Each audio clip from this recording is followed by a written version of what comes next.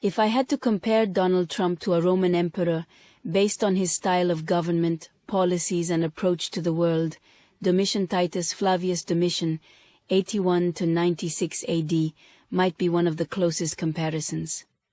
Stay until the end, and share your opinion on this controversial hypothesis in the comments.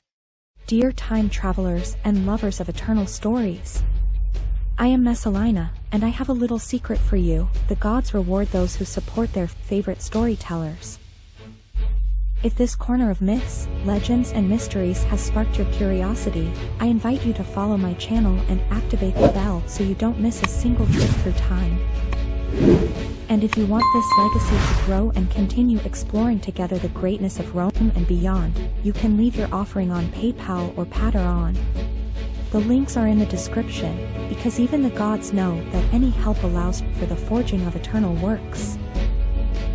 I promise you that if you do, the gods will bring you peace, prosperity, and perhaps a little touch of fate. Your gestures do not go unnoticed, and my gratitude will be as infinite as time itself.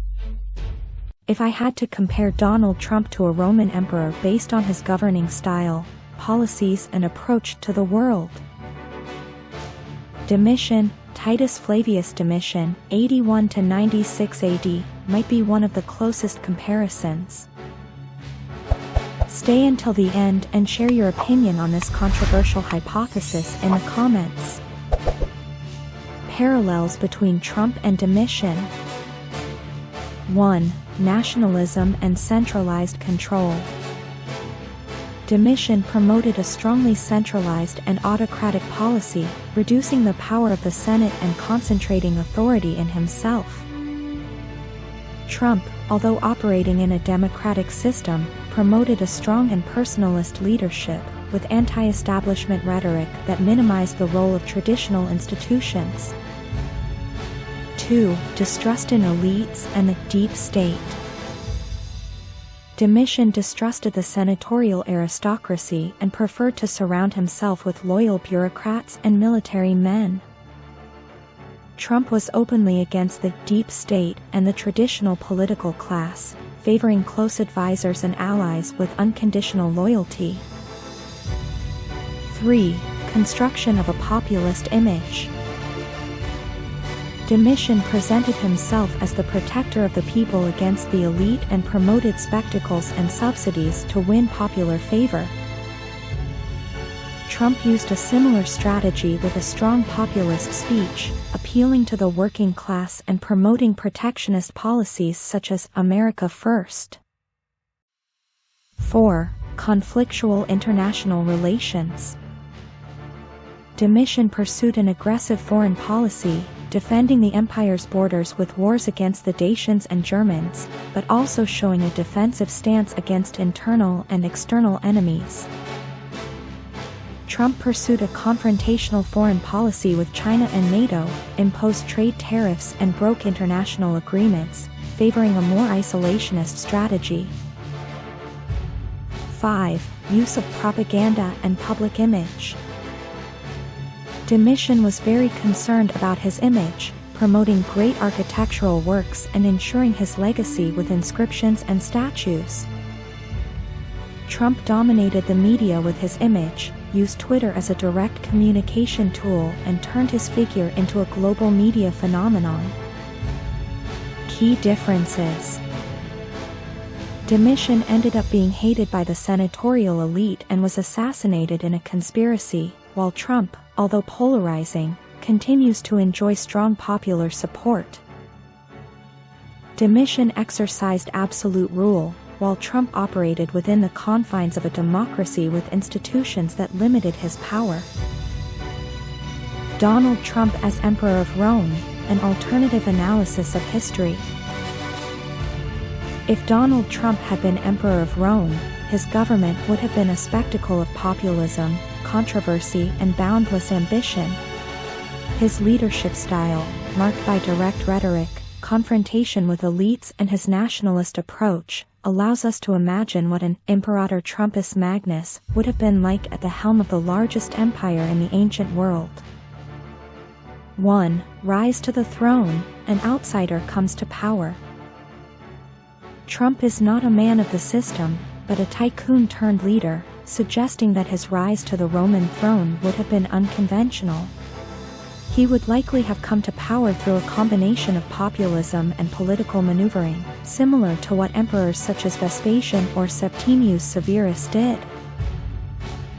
Populist campaigns. Trumpus reportedly promised to make Rome great again, facere Romam magnam iterum, appealing to the discontent of the lower classes and soldiers, in opposition to the senatorial aristocracy. Support from the army and the common people. Like other populist emperors, he would have sought the support of the legions and the people with promises of bread, circuses, and rewards for the soldiers. 2. Domestic policy. Rome first. Once in power, his government would have been marked by a combination of authoritarianism, propaganda, and a Rome-first approach to all his decisions. Construction of monumental works. Trumpus would have promoted the construction of colossal buildings with his name engraved in golden letters, similar to triumphal arches and imperial temples. Protectionist economic reforms. He would implement policies that favored Roman manufacturing, limiting the importation of goods from abroad and promoting the self-sufficiency of the empire. Conflict with the Senate. Like Domitian or Nero, he would despise the senatorial elite and govern with an absolutist style, relying on a clique of loyal advisors. 3. Foreign policy. We will build the wall, on the Rhine. On the international level, Emperor Trumpus is said to have pursued a strategy of military expansion combined with strategic isolationism. While on the border, following his obsession with walls, he is said to have ordered the Limes Germanicus to be reinforced, building a gigantic wall on the Rhine to prevent the entry of barbarians. Trade wars. Would have imposed heavy tariffs on provinces to reduce dependence on foreign imports. Breaking of alliances. He would have withdrawn from pacts with client kingdoms such as Armenia or the Parthians, seeking to have them pay their part in the defense of the empire. 4. Relations with the people and propaganda. Trumpus would have been a master of imperial propaganda. Using the Colosseum as Twitter, instead of social media posts, he would broadcast proclamations and speeches from the Colosseum or the Roman Forum, making sure his ideas were heard by all the people. Disregard for political correctness. His speeches would be incendiary, provoking extreme reactions among his followers and opponents. Allegations of conspiracies, blaming senators and internal enemies for all the problems of the empire, in the style of Caligula and Domitian. 5. Fall and legacy. Like many authoritarian emperors, Trumpus could have ended in several ways. 1. Deposed in a military coup. The legions, tired of his unpredictable leadership, could have revolted. 2. Assassinated by the Senate. Like Domitian, he could have fallen victim to a senatorial conspiracy. 3. Exiled to Capri. Like Tiberius, he could have been forced to retire to a villa while the empire returned to the hands of traditional politicians. But his legacy would live on for centuries. His statues would still stand, his name engraved on columns, and his mottos turned into popular proverbs. Perhaps, centuries later, Roman historians would remember him as a disruptive, controversial emperor and, for some, the man who tried to make Rome great again. Donald Trump as Emperor of Rome and his comparison with Domitian. Imagining Donald Trump as Emperor of Rome leads us to an interesting historical exploration, where policies, leadership style and relationship with the people and elites would play a crucial role. His profile as a strong, disruptive and media-savvy leader resembles several Roman emperors, but one of the closest parallels would be with Domitian, Titus Flavius Domitian, 81 to 96 AD. Both characters share traits of authoritarianism, populism, confrontation with elites and an emphasis on centralized control. Next, we will explore what Trump's government would look like as a Roman emperor, comparing it to the style of Domitian and other ancient emperors. 1. Rise to power, the outsider who challenges the elites.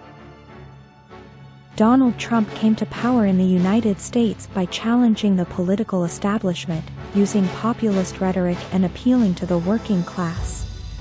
Similarly, Domitian ascended to the throne at a time of distrust towards the senatorial elites, consolidating his rule with the backing of the army and the provinces. If Trump had been a Roman emperor, his rise to power would have been unconventional. War against the Senate and the aristocracy. Trumpus Magnus, fictitious name that we would use for his Roman version, would have despised the senators, promoting the idea that they were corrupt and inefficient, just like Domitian, who relegated them and favored loyal bureaucrats. Support from the common people and the army. He would have obtained the support of the legionaries with promises of better salaries and rewards, a strategy used by many autocratic emperors. Media campaigns, or their equivalent in Rome, Trumpus would use the Colosseum and the Roman Forum as his social media, proclaiming his victories and attacking his enemies with incendiary speeches. 2. Domestic policy, a strong and centralized government. Domitian ruled with absolute control, reducing the influence of the Senate and establishing a quasi-monarchical regime. Trump, although operating in a democratic system, favored personalist leadership and direct executive decision-making.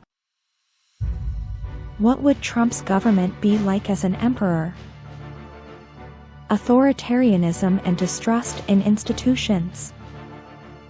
It would have weakened the Senate and transferred power to loyal imperial administrators.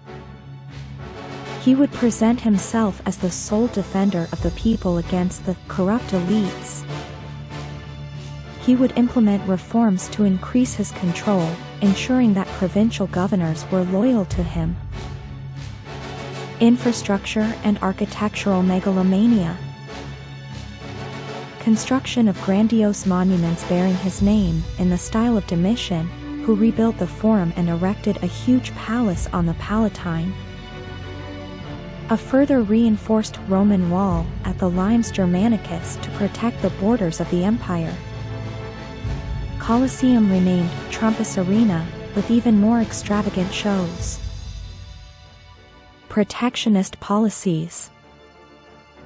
It would promote the self-sufficiency of the empire, reducing dependence on imported goods. He would promote Rome First, Romum Primus, limiting trade with provinces that did not contribute directly to the capital. Military reforms and loyalty of the legions.